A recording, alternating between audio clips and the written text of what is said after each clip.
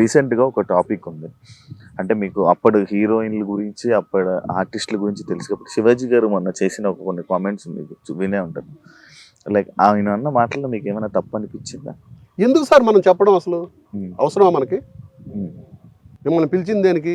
Cinema గురించి మాట్లాడమన్నారు. Cinema బాగా work చేశామండి, ఈ సినిమా హిట్ కావాలని కోరుకుంటున్నాము, ఈ సినిమాలో పలానాళ్ళు బాగా చేశారు, పలానాళ్ళు బాగా చేశారు, నేను కూడా బాగా చేశాను, దట్సేనా? మనకెందుకు? మనది కానీ ఇప్పుడు నా కూతురు ఉందనుకో, ఆ డ్రెస్ బాగాలేదమ్మా తీసేయండి అని చెప్తా. ఇప్పుడు నా చిన్న కూతురు ఉంది, ఈ మధ్యనే పెళ్ళయింది. వాళ్ళ మామ చాలా స్ట్రిక్ట్, మీన్స్ నా వైఫ్ బ్రదర్. అది మామూలుగా షార్ట్స్ వేసుకుంటుంది నైట్, పెళ్లి కాక ముందు షార్ట్స్ టీ షర్ట్ అది వేసుకునేది. మా బావమరిది ఎప్పుడైనా ఫ్లైట్ దిగి మా మామ వస్తున్నాడు అని చెప్తా, గబగబ వెళ్ళి డ్రెస్ మార్చేసుకొని బరబ్రాస్ ఫుల్గా వేసుకొని, ఎందుకంటే తను ఒప్పుకోడు. చిన్న డ్రెస్ ఉంటే అసలు ఒప్పుకోరు. మన ఇంట్లో వాళ్ళకి మనం చెప్పుకోవాలి. నా వైఫ్ ఎప్పుడు చీర తప్పితే చుడిదార్లు గిడిదార్లు వేసుకున్న వ్యక్తి కాదు. ఓన్లీ ఆమెకి చీర ఒక్కటే తెలుసు. అంటే అన్నమాట కరెక్టే గానీ అక్కడ ఎందుకు? ఎస్, మనకెందుకు అని అంట. వాళ్ళకి ఏమనిపించింది వాళ్ళు చేసుకుంటారా అంటారు, అంతే కదా సార్? అవును, ఇలా వేసుకోవద్దు ఆ ఒక్క మాట మాత్రం కరెక్ట్ కాదు నాకు అనిపించింది. ఆ మాట అంటే నువ్వు ఇలా చేసుకోండి అని చెప్పు. ఏదైతే వల్గర్ ఒక అది అనవసరం, అక్కడ అప్రస్తుతం. నువ్వు చెప్పింది కరెక్టే, మంచి బట్టలే. నేను చెప్తున్నా, అమ్మా డ్రెస్ బాగాలేదు వేరేది వేసుకున్నా నా కూతురికి చెప్తా. నాకు చీర కట్టుకుంటే చాలా ఇష్టం. నేను షూటింగ్లో కూడా చాలా బాగున్నావు అమ్మా ఈ శారీలో అని చెప్తా. జస్ట్ అది అంటే మనం ఇచ్చే ఒక ఇది. అలాంటి డ్రెస్ వేసుకున్న హీరోయిన్లతో నేను యాక్ట్ చేశాను, వేసుకోవద్దని చెప్తాను. నేనే తీసాను సీన్ కూడా ఆ ఇంట్లో సినిమాలో, న్యూడ్గా ఉన్నట్టు సీన్ తీశాను. అది నీడ్ ఆఫ్ ఫిలిం. అదే ఇప్పుడు అది మనం చెప్పాల్సిన అవసరం లేదు అని అంటున్నాను నేను, అంతే. తను చెప్పింది తప్పు అనట్లేదు, తను చెప్పిన దాంట్లో ఆ ఒక్క వర్డ్ లేకపోతే అసలు దాని గురించి కాంట్రవర్సీ లేదు. దానివల్ల సార్ ఆ ఇంట్లో సినిమా కోసం టాపిక్ వచ్చింది కాబట్టి నేను చాలాసార్లు చూశాను సార్ ఆ సినిమాని. అప్పట్లో ఆ హర్రర్ ఆ టైంలో అంత భయపెట్టే సినిమా రావడం అనేది, ఆ ఆలోచన అనేది కూడా అది ఎందుకో తెలియదు కానీ ఆ సినిమా చూస్తున్నప్పుడు అలా వెళ్ళిపోతుంటుంది, ఎక్కడ బోర్ ఫీల్ అనేది రాదు. ఆ సినిమా ఎక్స్పీరియన్స్ గురించి అంటే నేను అప్పట్లోనే నార్మల్గా ఒక రూమర్ వినేవాడిని. రజనీకాంత్ గారు చంద్రముఖి సినిమా చూసినప్పుడు తీసే టైంలో ఆయనకి కొన్ని హర్రర్ సిచ్యువేషన్స్ జరిగాయి అని చెప్పి ఆయన మళ్ళీ 2 తీయలేదు, 2 ఒప్పుకోలేదు, మళ్ళీ అలాంటి సినిమాలు చేయను అని చెప్పి అని అన్నారని అప్పుడు మనం విన్నాం. అలా ఏం లేదండి, నాకు యాక్చువల్గా చిన్నప్పటి నుంచి కొంచెం భయస్తుంది. కొట్లాట్లన్నా దెయ్యాలన్నా నేను చిన్నప్పుడు ఒక 9 దాటాక కిచెన్లోకి వెళ్ళి విలేజ్లో ఉండేవాళ్ళం. వాటర్ తాగాలన్నా మా అమ్మని లేపి అమ్మ పట్టుకుని వెళ్ళేవాడు. ఆడ ఏదైనా చిన్న శబ్దం వచ్చినా ఏంటి ఇలా అంత భయం ఉన్నాండి. పెద్దయ్యాక కొంచెం అవగాహన వస్తుందిగా. ఎందుకనో ఒక పాయింట్ ఎవరి దగ్గర నుంచో ఆ పాయింట్ విని ఇది బాగుంది, దీన్ని డెవలప్ చేద్దామని కథ మొత్తం నేను డెవలప్ చేసింది. దానికి ఒక 6-7 మంది రైటర్స్ కానీ అసిస్టెంట్ రైటర్స్ కానీ వీళ్ళందరినీ పెట్టుకొని నేను ఒక లైన్ అనుకున్న తర్వాత ఆ లైన్ని స్ట్రాంగ్ చేసుకుంటూ వచ్చి తయారు చేసిన కథ, అంతేగాని వేరే దీంతో కాదు. నేను ఇప్పుడు స్టిల్ నేను దాన్ని చూసి భయపడేం పోలేదు. నేను ఆ ఇంట్లో 2 చేద్దామని చేస్తున్నాను. నాకు ఇప్పటివరకు అవకాశం రాలేదు. జస్ట్ ఇప్పుడే ఈ 26 ఏదో నాకు కొంచెం పాజిటివ్ వైబ్రేషన్స్ ఉన్నాయి. ఈ 26లో అది అందరికీ ఉన్నాయి సార్, స్టార్ట్ అవుతుందని అనుకున్నా. ఎందుకంటే నిన్న కూడా నాకు ఒక గుడ్ సైన్స్తో స్టార్ట్ అయింది. కొన్ని నేను అనుకున్న సిచ్యుయేషన్స్, దాంట్లో ఈ సినిమా డిస్కషన్ కూడా వచ్చింది. దాంట్లో నాకు ఎప్పుడు పెట్టని ఒక పెద్ద ప్రొడ్యూసరు నిన్న హ్యాపీ న్యూ ఇయర్ పెట్టాడు. Is a number 1 producer, one of the number 1 producers. Happy new year. నాకు ఎందుకనో ఇప్పుడు నాతో చేయాలనుకున్న ప్రొడ్యూసర్ కూడా ఫైనాన్షియలీ ఈజ్ వెల్ సెటిల్డ్. తను ఏమన్నాడంటే నీకు ఎంత కావాలో పెడతాను, నాకు రూపాయి ఆదాయం అక్కర్లా, నాది నాకు వచ్చేటట్టు చెయ్యి, ఎందుకంటే నేను ఇప్పటివరకు ఏ బిజినెస్లో ఫెయిల్ కాల అని అన్నాడు. నాకు అది చెయ్యాలి అని అంటే అతనికి న్యాయం చేయాలి. ప్లస్ నేను ఆ ప్రొడ్యూసర్ సపోర్ట్ తీసుకుని చేస్తే ఎలా ఉంటుందని నిన్ననే డిస్కషన్ జరిగింది. నీ ఇష్టం, నువ్వు ఎవరు సపోర్ట్ తీసుకుంటావో నాకు అనవసరం. నేను ఇంతవరకు I'm not failure in my business. నాకు ఆ ఎక్స్పీరియన్స్ చూపించొద్దు, నీకేం కావాలి చెప్పు. అలా నేను వేస్టేజ్ చేసే మనిషిని కూడా కాదు. నేను ఎక్కడికక్కడ చాలా ప్యాక్డ్గా, నాకు చాలా బాండెడ్ స్క్రిప్ట్ ఉంటుంది. ఇక్కడ ఈ షార్ట్ జరుగుతుంటే నెక్స్ట్ ఏ షార్ట్ చేయాలనేది అక్కడ ప్రిపేర్ అవుతా ఉంటుంది. ఉందా సార్ స్క్రిప్ట్? ఉందా? స్క్రిప్ట్ అంటే నా మైండ్లో ఉంది, పేపర్ మీద కూడా కొంత ఉంది. నేను అది కూర్చొని చేయాలంటే ఇట్స్ లిటిల్ బిట్ ఎక్స్పెన్సివ్ కదా. దానికి ఒక మనిషి ఇప్పుడు ఒక ప్రొడ్యూసర్ దొరికితే ఇప్పుడు బిఫోర్ స్క్రిప్ట్ చేయాలన్నా ఒక 10 లక్షలు 20 లక్షలు ఖర్చు అవుతుంది. అది ఒక ప్రొడ్యూసర్ ద్వారానే నాకు రావాలి. కానీ ఇప్పుడు మళ్ళీ నేను పెట్టి దాన్ని అంతా చేసి మళ్ళీ పసుపు పెట్టి లోపల పెట్టుకోవడానికి పనికిరాదు కదా. మరి ఆ ఇంట్లో అప్పుడు మీరే కదా సార్ ప్రొడ్యూసర్?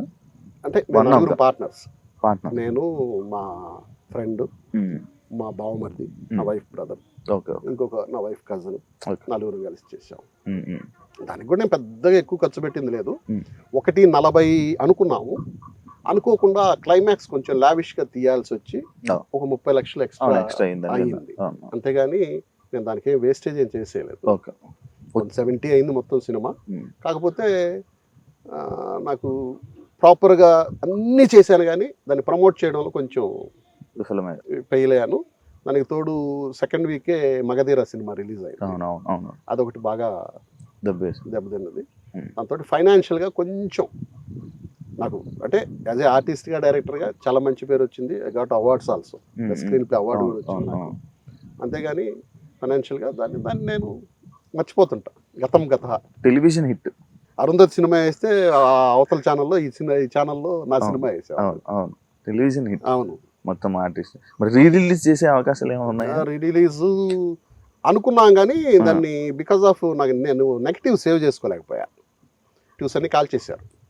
కాల్ చేసినప్పుడు మాకు ఇన్ఫార్మ్ చేశారు అందరికి, మీరు ఈ మాదిరి హార్డ్ డిస్క్ లో దాన్ని అప్లోడ్ చేసుకోండి, మేము ఈ మాదిరి నెగిటివ్స్ తీసేస్తున్నాము అని చెప్పి. ఎందుకంటే నెగిటివ్ ఉండాలంటే ఇయర్లీ రెంట్ కట్టాలి, దానికి ఒక ఏసీ రూమ్ ఉండాలి, ఇవి చాలా ఉన్నాయి. అప్పుడు హార్డ్ డిస్క్ లో చేయడానికి కూడా నా దగ్గర కొంచెం టైట్ గా ఉంది. అయ్యో, అప్పుడు ఇగ్నోర్ చేయడం వల్ల ఆ నెగిటివ్ నా చేతుల్లో లేకుండా పోయింది. ఇప్పుడు నా దగ్గర జీలో డైరెక్ట్ గా ఒరిజినల్ బీటాస్ ఉన్నాయి. దాని మీద నుంచి మొన్న మా ఎడిటర్ని అడిగా, దాని మీద నుంచి మళ్ళీ కాపీ చేయడానికి ఏదైనా ఉంటుందంటే కొంతవరకు చేయొచ్చు. ఇప్పుడు దాన్ని 4K డాల్బీ అట్మాస్ అట్లాంటి చేయాల్సిన అవసరం లేదు. ఆ సినిమానే అలాగే ఉంటుంది. ఇప్పుడు రిలీజ్ చేసిన ఈ స్పీకర్స్ లో అలాగే వస్తుంది అది. కానీ ఓటీటీ ప్లాట్ఫామ్ జీలో ఉంది లేదు?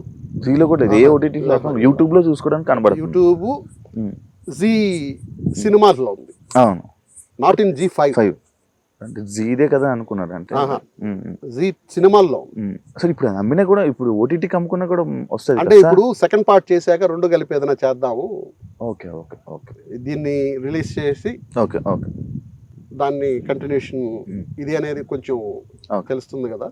ప్లస్ ఎలాగూ దాన్ని తీయాలంటే దీని క్లిప్పింగ్స్ తోటి వెళ్ళాలి సినిమా. బిగినింగ్ వాట్ ఈస్ చూపించిన తర్వాత మనం ఇది చేయాలి, ఈ సినిమాని చేయాలి. కాబట్టి అలా చేద్దాం. మర్చిపోయే వాళ్ళు కూడా మరి ఉండాలి కదా సార్, చిన్న చిన్న చూపించాలి. సార్, అమ్మోరు సినిమా వల్ల మీ కెరీర్ నాశనం అయిపోయింది అనే లైన్. అమ్మోరు సినిమా అది ఒక బ్యాడ్ ఎక్స్పీరియన్స్ అంతే. నేను బాగా బిజీగా ఉన్నాను. అది ఎవరి తప్పు ఎవరి ఒప్పు అనేది నేను చెప్పలేను. ఒకటి, నేను మనీ, రాత్రి ఈ సినిమాలన్నీ చేస్తున్న టైంలో అమ్మోరు అనేది నాకు శ్యాంప్రసాద్ గారు బాగా క్లోజు. చేయమని అడిగితే ఓకే అన్నాను. నాకు ఒక హోప్ ఏంటంటే ఆ సినిమా చేస్తే నాకు ఒక 100 సినిమాలు వస్తాయి అనేంత హోపు నాకు ఉండింది. నాకు ఇలాంటివి చాలా బ్రేకులు పడ్డాయి. ఆ బ్రేకుల్లో అమ్మోరు ఒకటి, సీతారాం గారి మనవరాలు ఒకటి, కబడ్డీ కబడ్డీ ఒకటి. ఇవన్నీ అసలు ఇలా తీసుకెళ్లాల్సింది ఎందుకనో పట్టేసాయి. అది ఎందుకు జరిగింది అనేది అమ్మోరులో చేయలేకపోయా. చేశా, మొత్తం చేసా, ఇంకా డబ్బింగ్ చెప్పాలి. కోటి రామకృష్ణ గారు చూసి, అంటే రీషూట్ చేసింది కోటి రామకృష్ణ గారు, ఫస్ట్ వేరే డైరెక్టర్. అప్పుడు కోటి రామకృష్ణ దగ్గర నేను 4-5 సినిమాలు కామెడీ హీరోగా చేస్తున్నా. చిన్న విలన్ ఏంటి అని అన్నాడు. తన కామెడీ, తన కళ్ళు అవన్నీ నేను చాలా కామెడీగా యూజ్ చేసుకుంటాను, తను వినాలంటే నేను డైజెస్ట్ చేసుకోలేకపోతున్నాను. సరే ఏం చేస్తారంటే నేను మార్చి పెడతాను. మార్చి పెట్టేశాడు. ఇంకా దానికి దెర్ ఇస్ నో ఆన్సర్. ఎవరిది తప్పు? రామకృష్ణ గారి తప్ప, ప్రొడ్యూసర్ తప్ప, నాది తప్ప, దేవుడు? అంటే సార్ ఒక యాక్టర్ని, ఒక ఆర్టిస్ట్ని మనము ఏ రోల్లో అయితే మనం ఆయన్ని చూసి ఆయనకు ఒక గుర్తింపు అనేది వచ్చిందో ఆ ఇండస్ట్రీ జర్నీ మొత్తం అలానే మ్యాక్స్ వెళ్ళడానికి అవుతూ ఉంటుంది. దాని నుంచి ఎప్పుడైనా నేను హీరో అవుతాను, హీరో అయినా, విలన్ అవుదామని విలన్ అయినా కూడా మళ్ళీ ఇండస్ట్రీలోనే డిస్టర్బెన్స్, అంటే ఇలా క్యారెక్టర్ల పరంగా డిస్టర్బెన్స్ అంటే ఒకరికి ఒక జానర్ ఆఫ్ క్యారెక్టర్ నచ్చింది అనుకోండి, అట్లాంటివి పెట్టడానికి కొంత ట్రై చేస్తూ ఉంటారు. కాకపోతే నాకు అలాంటి ముద్ర ఇప్పుడు పడలా. నేను డిఫరెంట్ క్యారెక్టర్స్ చేశాను, నాకు పర్టికులర్గా ఆ ముద్ర ఇప్పుడు పడలా. నాకు అదొకటి ఇది. కాకపోతే మధురానగర్లో సినిమా చేశాక ఎక్కువ కామెడీ మీద నన్ను తీసుకోవడానికి జరిగింది. ప్లస్ అలాగే సీతారామ గారి మనవరాలు ఒక్కరోజు డేట్ కుదరక చేయలేకపోయాను. అది సంవత్సరం ఆడిన సినిమా. నేను హీరో, మీనా పక్కన నేను హీరో. అది కూడా వాళ్ళ తప్పే. ముందు నన్ను బుక్ చేశారు, తర్వాత ఫస్ట్ గౌతమి హీరోయిన్ నన్ను బుక్ చేశారు, డేట్లు తీసుకున్నారు, అన్నీ అయిపోయినాయి. మధ్యలో మళ్ళీ దొరసారాజు పిలిచి గౌతమిని మార్చాము, కొత్త అమ్మాయి మీనాని పెడుతున్నాము. అప్పుడు మీనా ఏం చేయలే, చైల్డ్ ఆర్టిస్ట్ మీనాని పెడుతున్నావు, అమ్మాయి బాగా షార్ట్ ఉంది, నువ్వేమో ఇలా ఉంటావు, అందుకని ప్లస్ క్యారెక్టర్ కూడా కొంచెం హీరోయిజం లేకుండా ఏదో చేసాము, మీ ఇష్టం సార్ అన్న.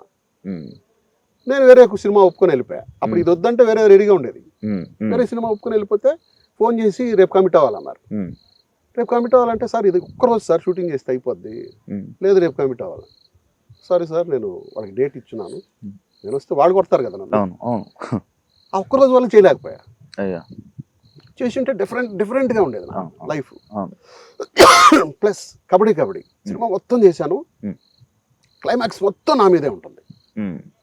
మొత్తం క్లైమాక్స్ స్టార్ట్ అయ్యేదే నాతో. క్లైమాక్స్ రావడం ముందు కాయిన్ వేస్తారు, కాయిన్ వేస్తే ఆ కాయిన్ పడతా ఉంటే పట్టుకొని పరిగెత్తుకుని వెళ్ళిపోతా. అరే జీడ్లు ఇమ్మని చెప్పి వారి దగ్గర కొనుక్కుందా, అరే నాయన అది టాస్ వేయాలరా తీసుకురండి, బాగుంది తీసుకుని రండి అంటే వచ్చి మళ్ళీ వేస్తారు టాస్. మేము గెలుస్తాం, జగత్బాబు సైడ్ ఉంటాను, వీళ్ళు గెలిచారంటాడు, మేము గెలిచామని కప్పు ఎత్తుకుని వెళ్ళిపోతాం. ఇలా ఫన్ తోటి స్టార్ట్ అయ్యి మొత్తం అందరూ అవుట్ అయ్యాక నేను ఒక్కడే మిగిలితే వాళ్ళు చాలా అవతరాలు కేర్లెస్గా అరే ఆ పిచ్చోడిని కొట్టేసారంటారు అని చెప్పి అని అంటే నేను ఒక్కొక్కడిని లోపలికి తీసుకొస్తా మళ్ళీ. ఇది సినిమా మొత్తం చేసాము, 30 days చేసి క్లైమాక్స్ చేయడానికి అందరు డేట్లు ఏదో కొంచెం క్లమ్జీ ఉన్నాయి. ఒక వారం గ్యాప్ ఇచ్చి మళ్ళీ షూటింగ్, మళ్ళీ రాజోలు వెళ్ళాలి. ఇక్కడికి వచ్చాను, ఫోన్ చేసి మూవీ ఆర్టిస్ట్ అసోసియేషన్ తరఫున క్రికెట్ మ్యాచ్ పెడుతున్నారు, ఈ మాదిరి ప్రాక్టీస్ జరుగుతుంది, మీరు ఆడాలి కదా అని చెప్పానంటే నైట్ అక్కడికి వెళ్ళా ప్రాక్టీస్ చేయడానికి స్టేడియంకి. చేస్తూ పడి నా కాలు ఫ్రాక్చర్ అయింది. అయ్యా, దాంట్లో మొత్తం ఎగురుళ్ళు ఉన్నాయి. డాక్టర్ ఏమో కష్టం అన్నాడు. సరే అప్పటికి వాకర్ వేసుకొని వెళ్ళా షూటింగ్కి. యాక్చువల్ నిక్కర్ వేసుకుంటాను, దానికోసం మళ్ళీ ప్యాంట్ కుట్టించా, లూజ్ ప్యాంట్ కుట్టించి ఇదంతా కనపడకుండా వెళ్తే ఫైట్ మాస్టర్ ఒప్పుకోలే, పొద్దు నీ కెరీర్ పాడైపోద్ది. అప్పట్లో క్యారెక్టర్ మనిషి గురించి ఆలోచించేవాళ్ళు కదా సార్, ఇప్పుడు అలా ఏం లేదు. ఇప్పుడైనా ఆలోచిస్తారండి, ఆ హ్యూమానిటీ లేకుండా ఉండదు. గప్పుకుని ఎవరికైనా దెబ్బ తగిలినా పరిగెత్తుకొని వచ్చి, మామూలుగా ఇక్కడ ఏంటంటే ఇనిషియల్గా గమ్ ఉంటుంది, మేకప్ గమ్ లాంటిది, అలాంటిది పెడతాము, లేదంటే పసుపు ఏదన్నా ప్రొడక్షన్ వాళ్ళ దగ్గర ఉంటుంది, అలాంటిది. అవి మరీ అంత హ్యూమానిటీ లేకుండా ఉండదండి. కానీ మీకు ఆ సినిమా నుంచి నేను ఆల్తా అది బాగానే గుర్తుంది కదా, బాగా వచ్చింది కదా సార్. అవును, అదే అది కానీ క్లైమాక్స్ పడి ఉంటే మళ్ళీ ఎక్కడికో పీక్కి వెళ్ళిపోయాడు. అలా ఎక్కడో వెనక్కి లాగుతా ఉంది నా కెరీర్ లోంచి. ఎంత అదృష్టం ఉందో అంత ఇది కూడా దురదృష్టం కూడా, బ్యాక్ లాగ్ కూడా ఉంది. ఎందుకంటే వీడికి చాలు అని చెప్పి పెట్టాడేమో భగవంతుడు. హ్యాపీ ఇలా వెళ్తా ఉంది గ్రాఫ్, ఇలా లేకుండా ఇలా వెళ్తా ఉంది. హ్యాపీ.